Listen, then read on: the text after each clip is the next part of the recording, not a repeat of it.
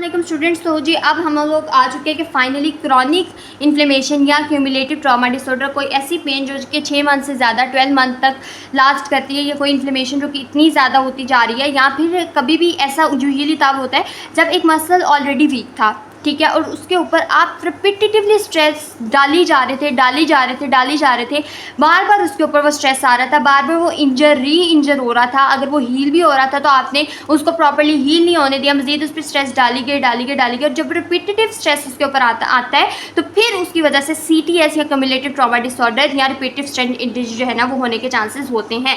अब इसके अंदर देखिए इंपेयरमेंट्स कितनी ज़्यादा है। पहले तो वो कहता है कि पेन है। अब पेन हमारे पास 4 तरह की उसने डिफरेंट बताया। वो कहते हैं कि हो सकता है द पेशेंट रिपीटेटिव एक्सरसाइज कर रहा था, जैसे उसको लेटरल एपिकंडाइलाइटिस है, ठीक है, एग्जांपल दे रही हूँ, वो बार बार जब उसके बावजूद टाइपिंग कर रहा है, तो जब वो टाइपिंग करता है तो उसको पेन होती है, ठीक है, only after doing repetitive exercises, ठीक है, करने के बाद। उसके बाद वो कहते हैं when doing repetitive activities as well as, यानी वो अगर टाइपिंग कर रहे थे तो टाइपिंग करने के दौरान और टाइपिंग करने के बाद दोनों में उसको पेन है। पहले सिर्फ बाद में हो रही थी, अब दोनों में। उसके बाद वो कहते हैं when attempting to do the activity completion of the activities prevent, और फिर वो कहते हैं इतनी पेन है कि वो अपनी टाइपिंग कर रहा था लेकिन उसका एक्टिविटी कंप्लीट ही नहीं होने दी उसने, इतनी पेन हो गई कि उसको दोबारा से अपनी एक्टिविटी को स्टॉप करना पड़ा।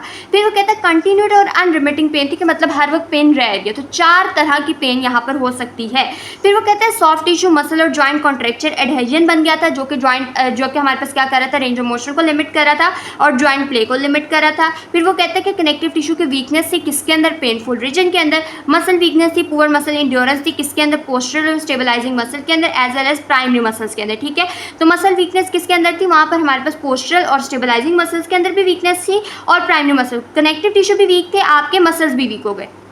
उसके बाद वो कहते हैं लेंथ एंड स्ट्रेंथ के दरमियान जो imbalance in length and strength between antagonist muscle, फिर आपके एंटागनिस्ट भी वीक हो गए, पहले कनेक्टिव टिश्यू भी खराब थे, फिर मसल वीकनेस हो गई, ऊपर से एंटागनिस्ट भी। फिर वो कहते हैं कि फॉल्टी मूवमेंट पैटर्न हो गए। जब आप ये चीज़ें नोट की तो वहाँ पर इंजरी थी, तो उसको कंपनसेट करने के लिए बॉडी ने सब्स्टिट्यूट मोशन करना शुरू कर दिया, जिसकी वजह से फॉल्टी पैटर्न हो गए, जिसकी वजह से इंपेयरमेंट मजीद खराब हो गई। उसके बाद वो कहते हैं decrease use of the region for the activities, और फिर आप लोग जो है वो अपनी एक्टिविटीज़ को परफॉर्म नहीं कर पा रहे, उसको यूज़ नहीं करें। पेन है, soft tissue muscle joint contracture या एडहेजन है, फिर क्या है, कनेक्टिव टिश्यू वीकनेस है, फिर मसल वीकनेस है, फिर एंटागनिस्ट मसल वीकनेस है, बायोमैकेनिकल डिसफंक्शन है, फॉल्टी पैटर्न्स है, इंपेयर्ड लेंथ एंड स्ट्रेंथ है, फिर वो कहता है फॉल्टी पैटर्न्स है, और फिर क्या है, decrease use of the region है।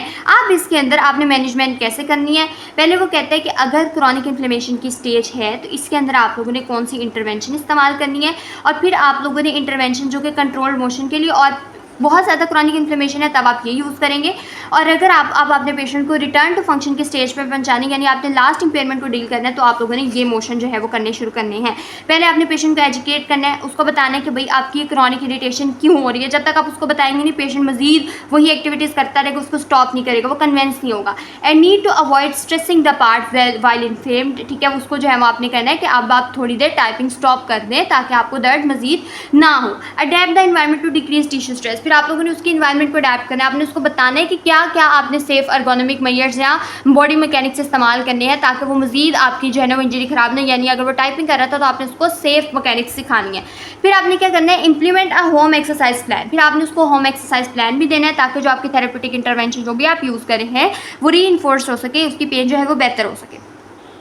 Promote healing decrease pain and inflammation, अब पेन इन्फ्लेमेशन है, हीलिंग को उसमें किस तरह प्रमोट करना है। हमें पता है कि हम लोगों ने क्या करना है, कोल्ड कंप्रेशन मसाज जो कि हमने एक्यूट में भी पढ़ा था, रेस्ट टू द पार्ट, उसको हम लोगों ने रेस्ट अप्लाई करनी है, जो कि हम लोग डिफरेंट तरह से कर सकते हैं। Maintain integrity and mobility of the involve tissue, integrity को इंप्रूव किस तरह से करना है, पैसिव मूवमेंट में आएंगे, मसाज में आएंगे, ठीक है, मसल सेटिंग एक्सरसाइजेस कराएंगे जो कि हम एक्यूट फेज में यूज़ कर रहे थे। Develop support into the related region, दूसरे सपोर्ट के अंदर भी आपने रिलेटेड, क्योंकि हम लोगों ने कहा था कि पोस्चर स्टेबलाइजिंग मसल्स भी वीक हैं, फिर इसके अलावा एंटागनिस्ट भी वीक है, तो कनेक्टिव टिश्यू भी वीक है, और हमारे पास फॉल्टी पोस्चरल पैटर्न भी है। इनको डील करने के लिए आपने क्या करना है, पोस्चरल ट्रेनिंग करानी है और स्टेबलाइजेशन एक्सरसाइजेस करानी है। तो during the active stage of inflammation आपने क्या करने हैं, टोटल 4 काम आपने करने हैं। पेशेंट को एजुकेट करना है, नंबर 2 आपने हीलिंग को प्रमोट करना है, किसके अंदर, इन्फ्लेमेशन को कम करके, पेन को कम करके, मोबाइल इंटेग्रिटी और द इन्वॉल्व टिश्यू को आपने मेंटेन करना है, और फिर आप लोगों ने रिलेटेड सॉफ्ट टिश्यू के अंदर जो है ना वो करनी है सपोर्ट डेवलप। फिर आप लोग नेक्स्ट पे आ जाते हैं प्लान ऑफ केयर जो कि हम लोग इसके अंदर यूज़ कर रहे हैं कंट्रोल्ड मोशन के लिए और रिटर्न टू फंक्शन के लिए। अब इसमें आपने पेशेंट को एजुकेट करना है, उसको प्रॉपर एर्गोनॉमिक काउंसलिंग आपने प्रोवाइड करनी है, फिर आपने उसको होम इंस्ट्रक्शन देनी है कि आपने स्ट्रेचिंग और स्ट्रेंथिंग एक्सरसाइजेस कैसे कैसे परफॉर्म करनी है, फिर आपने उसको बताना है कि ये आपके टू मच स्ट्रेस के साइन और आपने किस तरह से इस केस में जो है ना वो अपना काम शुरू करना है। फिर वो कहते हैं develop stronger and mobile scar. आपने उसको क्या करना है, जो भी उसका स्कार फॉर्मेशन हुई थी अब आपने उसको मोबाइल करना है। अब आपने उसको जो है वहाँ पर कॉन्ट्रेक्चर या एडहेजन बनाने नहीं देना है उस स्कार को कि वहाँ पर वो रेंज को लिमिटेड करे। तो फ्रिक्शन मसाज और soft tissue mobilisation is enough. Okay, तीसरा हम क्या करेंगे, develop a balance in length and strength of the muscle, जो कि हम लोग किस इंपेयरमेंट को डील कर रहे हैं। आप यहाँ पर देखें बैलेंस इन लेंथ स्ट्रेंथ, ये इन चीज़ों को डील कर रहे हैं आप, ठीक है।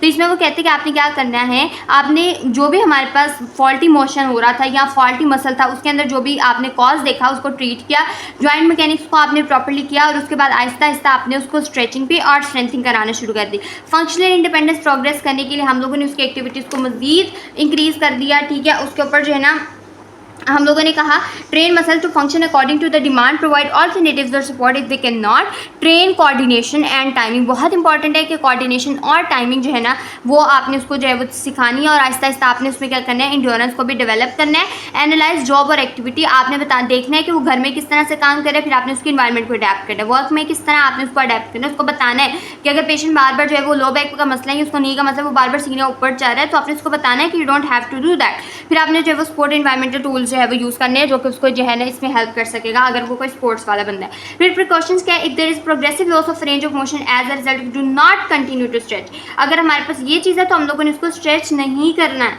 फिर हमारे पास क्या है, reevaluate the condition and determine there still chronic inflammation. Reevaluate करना है, अभी भी कोई इन्फ्लेमेशन सुकर, बेसिकली ना इसके अंदर कुछ भी ऐसा नहीं है जो बिल्कुल न्यू है, ठीक है। ये वही तरीके हैं जो कि हम पीछे वाले स्टेजेस में यूज़ कर रहे थे, लेकिन हम लोगों ने यहाँ पर पोस्टर पे काम किया, हम लोगों ने यहाँ पर उसको अर्गोनॉमिक्स सिखाई, उसको दोबारा से हम एक्टिविटी ऑफ डेली लिविंग पे लेने के लिए कोशिश कर रहे थे। इर्द गिर्द के फॉल्टी मसल्स के साथ हमारा मसला था यहाँ पर, ठीक है। इसके अलावा हमारे पास वहाँ पर जो है ना एंटागनिस्ट भी वीक थे, पोस्टर स्टेबलाइजेशन भी हमें कराने की ज़रूरत थी, ठीक है। तो हमने ये सब चीज़ों को करके उसने एक अलग वे में लिखा है, ठीक है। बाकी तरीका जो है ना वो तकरीबन सेम है। आई होप कि आप लोगों को ये जो चैप्टर है ये बिल्कुल समझ आ गया होगा। मेनली इस चैप्टर में से हम लोगों ने क्या करना है, सॉफ्ट टिश्यू लाइगेंड इस्तेमाल करने हैं, ट्रॉमास पढ़ने हैं, इरिटेबिलिटी पढ़नी है, ये वाला टेबल करना है। फिर हम लोगों ने आगे एक्यूट स्टेज, सब एक्यूट स्टेज, क्रॉनिक स्टेज, ठीक है। इसके हमारे पास क्या है, क्रॉनिक स्टेज और फिर हमारे पास जो है ना क्यूमुलेटिव डिसऑर्डर। हम लोगों ने इन सब की जो है ना वो क्या करनी है, सिर्फ टेबल याद करनी है, क्योंकि वही बातें टेबल में लिखी है और वही बातें जो है ना इसी के अंदर लिखा है। मैंने रीड किया था तो कुछ भी ऐसा नहीं था जो न्यू था, ठीक है। तो नेक्स्ट पार्ट में हम लोग जो है वो अपना नेक्स्ट चैप्टर स्टार्ट करेंगे।